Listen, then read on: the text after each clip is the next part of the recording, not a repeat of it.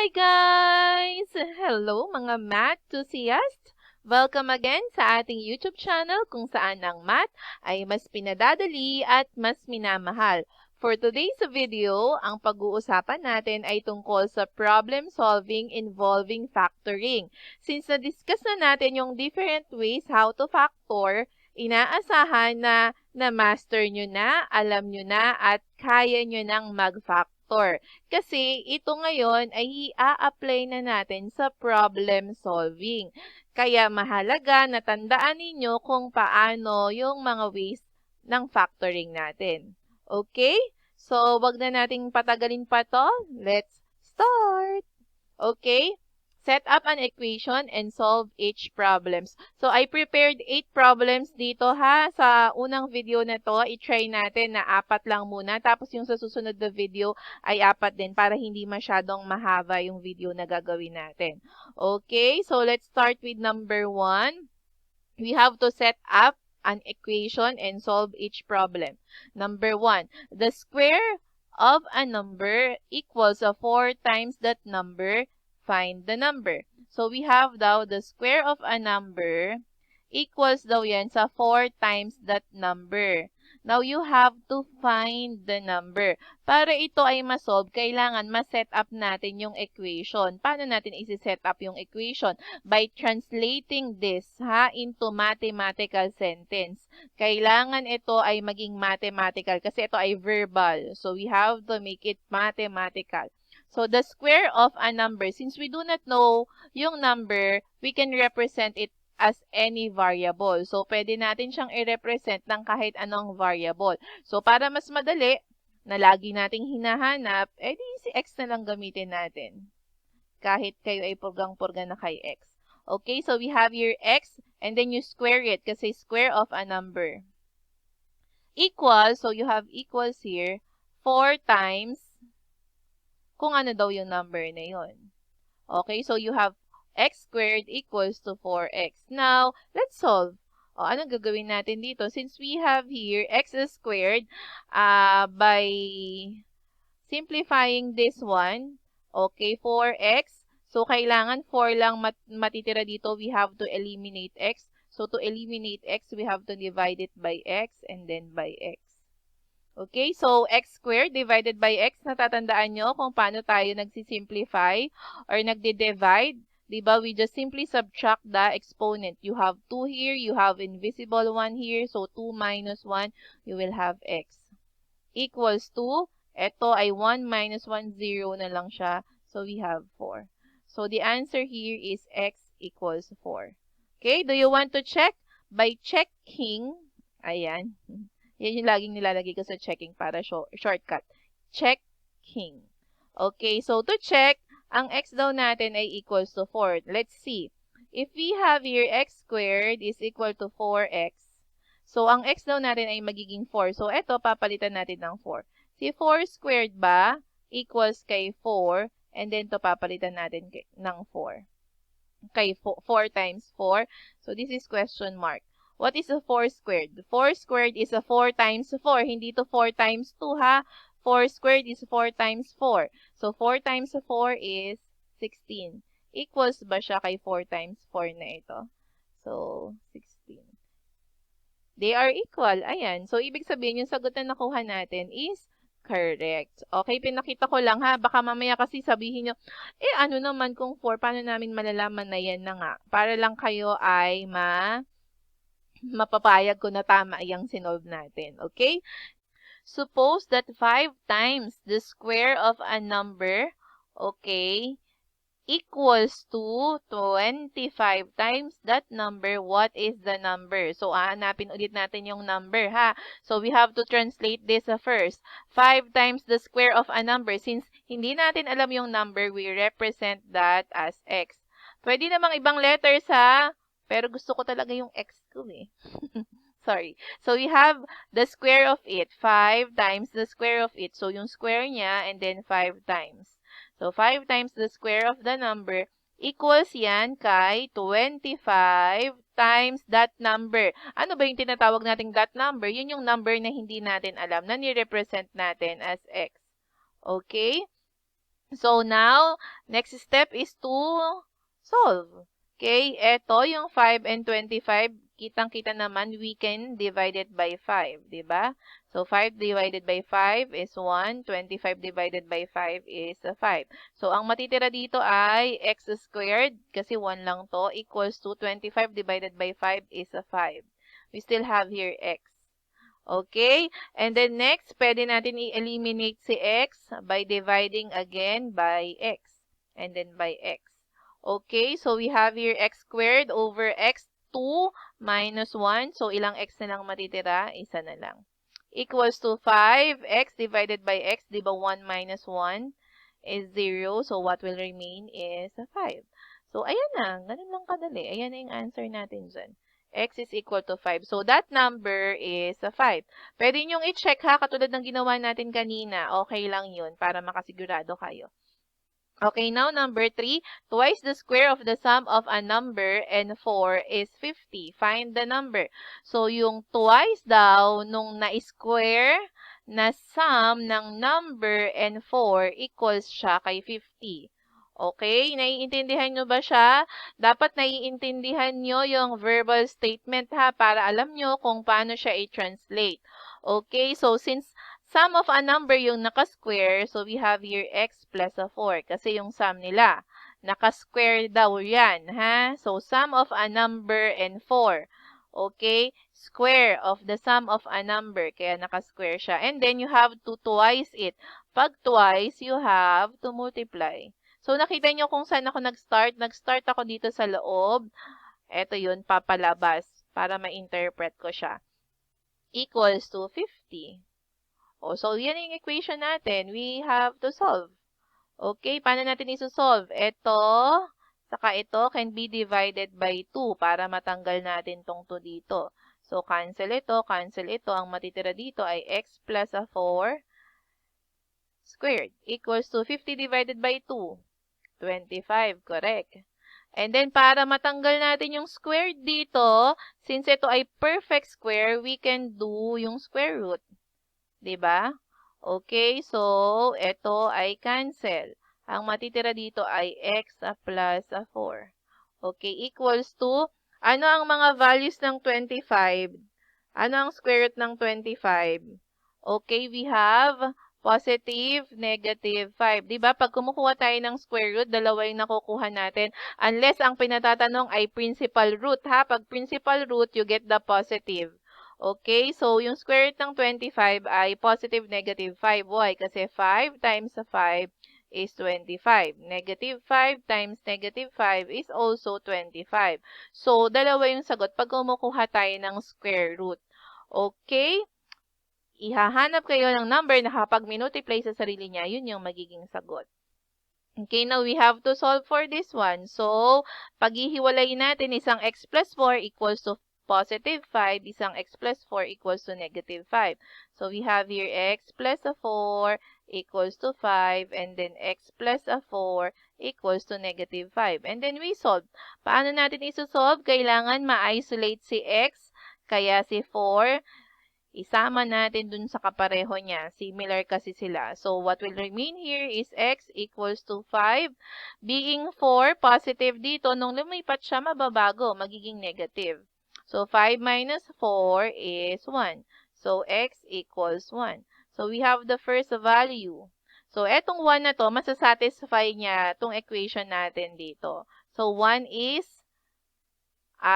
one of the answer.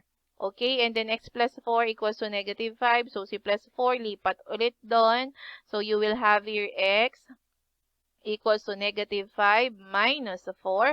So, using KCC ha, kung natatandaan nyo pa, we keep the sign, we change the sign, we change the sign. So, keep, change, change. Since keep to, okay na siya, minus, magiging plus, and then tong positive, magiging negative. So, negative 5 plus negative 4 is negative 9. Okay, so the numbers, okay, that will satisfy this is 1 and negative 9. Okay, so the numbers are, ano yung final answer no? Therefore, the numbers are 1, and negative 9. Okay? Okay, so next na. Gusto niyo pa bang patunayan ko? Checking? Baka nagtataka kayo bakit dalawa. O sige, i-checking natin ha. So we have there 2, 'di ba? Ang ating equation ay 2 times x plus 4 squared equals to 50. Okay, so we have here yung x when x equals 1 kasi ito yun, 'di ba? So 2 times 1 plus 4 squared equals ba yan kay 50? So we have, enter ko lang to ha, wait for a while para, ay oo nga, nagiging ganun yung reaction nyo mamaya. Okay, so we have here 2. Oh, what is 1 plus 4? 5. And then you square it equals ba yan kay 50? Oh, what is 5 squared? 5 times 5. 25 times 2, 50. So 50 equals 50. Yay! So tama si 1. Eh baka naman si negative 9 ay mali, di ba? I-try natin. 2 times when x is equal to negative 9. So we have negative 9 plus 4 and then you square it equals to 50. Okay, so you will have here 2 times negative 9 plus 4, negative 5, and then you square it equals to 50. What is negative 5 times negative 5? 25 times 2, 50. So, equal sila. Ibig sabihin, dalawa yung sagot. Ay, check na pala to. So, dapat, dalawa yung sagot, no? Kasi dalawa yung magsasatisfy dyan. Okay, so 50 equals 50. It means our answers are correct. If the area of the rectangle is given by the polynomial 2x squared minus 5x minus 12, eto yon. What is the dimension of the rectangle in terms of x? Or what are, okay, the dimensions of the rectangle in terms of x? So, ang kailangan natin hanapin ay yung length and yung width niya. Kasi, para makuha natin yung area, we have to multiply length and width. So, paano natin kukunin iyon? So, we factor, di ba? 2x squared minus 5x minus 12. Para malaman to, isipin natin ano ba yung mga factors nito. Paano tayo napunta or nagkaroon ng ganito? Ano yung minultiply natin to arrive with this trinomial? So, para ma-factors natin, di ba tinuruan ko kayo ng technique, kailangan kapag a ay greater than 1, which is, dito nga greater than 1, we have to eliminate muna yung 2 para mabilis siyang ma-factor by multiplying the first term and the last term. So, what will remain here is x squared minus 5x, okay, minus 12 times 2, 24. And then, ayan na, i-factor na natin. Ano yung mga factors ni 24? So, factors of 24 na magbibigay sa atin ng 5 pag sinubtract natin. So, let's see. Ang mga factors ng 24 ay 2 times 12. We have 3 times 8. We have 4 times 6. We have 1 times 24. Okay, alin dyan sa apat na yan ang magbibigay sa atin ng 5 pag sinubtract natin? Hindi ito. Hindi ito. Ito, pag sinubtract natin. Tama, kasi 8 minus 3 is 5. So, we have here x and then x kasi x squared naman yan. We have here 8 and then 3. Okay, since our third term, ang sign niya ay negative, ibig sabihin, ang sign natin is isang positive, isang negative. Pero na kanino si positive, na kanino si negative. Puntahan si middle term. Si middle term negative. Kaya sinasabi niya na, yung negative nandun sa mataas na number. So, sino ba yung mataas na number dyan? Si 8. So, we have here negative and then we have here positive. And then, dahil nag-multiply tayo ng 2, diba? We divide and slide. Yun yung method natin dito, diba? So, we have to divide by 2. Divide by 2. So, we will have here x minus 8 divided by 2. We have 4. So, we have x minus 4 and then we have x plus 3 over 2. 3 divided by 2. Hindi siya pwedeng i-divide kasi magiging decimal siya. So, you slide. 2 times x is 2x plus 3. Ayan. So, therefore, the dimensions are x minus 4 and then 2x plus 3. Oh, yun lang yun. Okay, next, number 5. The volume of the prism is x cubed plus 125 if the height is the binomial factor of the volume and the trinomial factor is the product of length and width. Find the height. So, ang kailangan natin yung height. Yung height natin, simply, yun yung binomial factor. Ano ba yung binomial factor? Nabubulol si ma'am. Ano ba yung binomial factor ng x cubed plus 125? Find the height of the prism. So, we have here x raised to 3 plus 125. Naalala nyo kung paano i-factor? Para makuha natin yung binomial, we get the cube root of the first and then yung cube root of the last. Ang cube root ng x cube ay x. Ang cube root ng 125 ay 5. Okay, and then we have here plus. Okay, pag cube root, 3 beses ha. Ano yung number na imumultiply nyo ng 3 beses sa sarili niya para makuha nyo yung mga nasa loob ng radical sign. So, we have there, ano yung natin, trinomial factor natin. You square the first term, so yung x squared mo, and then you multiply the first and the last, so we have 5x, and then yung square of the last, 5 squared is 25. Ay, sorry. Sorry, wait. We have to consider the sign. Okay, so you square the first term, you have x squared, and then we multiply the first and the last, so 5x, and then square yung last term natin, so that will be 25. And then, ang sign natin ay alternate, positive, negative, positive. In reality, hindi mo naman na kailangan alamin to. Kasi ang hinahanap lang naman natin is yung binomial factor. Kasi ang tinatanong lang naman ay height. So, ano yung sagot dyan? Eto lang naman yun. So, therefore, the height is x plus 5. Yun lang. Kasi yun lang naman yung hinahanap. Pinahirapan ko lang kayo ng onte. Joke lang. Para alam nyo lang paano kinukuha yung trinomial, ha? Okay, last number na to. If the sum of the square of the number and 3 times the number is 28, what is the number? Okay, so ang sum daw, so if the sum of the square of the number and 3 times the number, so we have square of the number, the sum of the square of the number. So, square of the number, x squared, okay, and 3 times the number plus 3 times the number, and then equals daw yan kay 28. Tingnan nyo maigi ha. If the sum of the square of the number, yung square of the number, ano yun? Eto yun. Since we do not know yung number, we represent it as x, and then you square it. And 3 times the number. Okay, ano ba yung number na yun? X. I-times mo siya kay 3 equals 28. So, what is the number? Ano daw yung number na yun? So, para gawin yun, kailangan ito mailipat natin ulit dito para ma-factor natin. So, we will have here x squared plus 3x.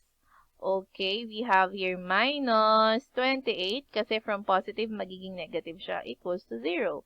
And then we factor. Kayang-kaya na yan. Ano ang factors ng 28 na magbibigay sa atin ng 4 pag sinubtract natin kasi negative yung sign natin dito? We have 7 times 4. We have 2 times 14. And we have 1 times 28. So, alin dyan ang magbibigay sa atin ng 3? Obvious naman. Ito, diba? So, we have here x and then x. Okay, we have here 7 and we have here 4. Since negative ang sign natin, alam natin na ang signs natin ay magkaiba. Isang positive, isang negative. Pero sino ang magdidesisyon kung nakanino yung mataas, nakanino yung sign? Or ano yung sign ng mataas na number? Yung middle term. Since yung middle term ay positive, sinasabi niya na, yung mataas na number mo, positive yan ha, kasi positive ako. So, sino ba yan dyan? Eto. So, plus and then minus. Equals to 0. Oops, hindi pa tayo tapos ha. We have to identify pa yung mga values ni x. So, isang x plus of 7 equals to 0. So, this will be x equals to negative 7. So, yun yung isa nating x. Okay, and then x minus 4, equate din natin siya kay 0. So, magiging x minus 4 is equal to x equals to, baka di nyo nakita. Ito, tinranspose ko doon, kaya naging negative. Ito, ita-transpose ko dito, kaya magiging positive siya. So, x equals 4. Okay, so, ayan ang sagot natin. So, the numbers are negative 7 and 4. Okay, ngayon, kung naintindihan nyo at nagustuhan nyo ang video na ito, please mga anak, huwag kalimutang mag-like, mag-comment, at i-share ang video na ito ha. Magparami pa tayo. And meron na pala tayong mga chapters. Kung ikaw ay taga Cavite, taga Batangas, taga Quezon, taga Laguna, or taga Rizal, i-search na lang ito, mag-join kayo doon. Mas mabilis ang communication natin kesa sa comment lang tayo nagko-communicate, ha? At kung bago ka pa lang sa ating YouTube channel, please huwag kalimutang pindutin ang subscribe button at ang notification bell para lagi kang updated sa mga videos na i-upload ko. Let's spread the love of math. Thank you and bye!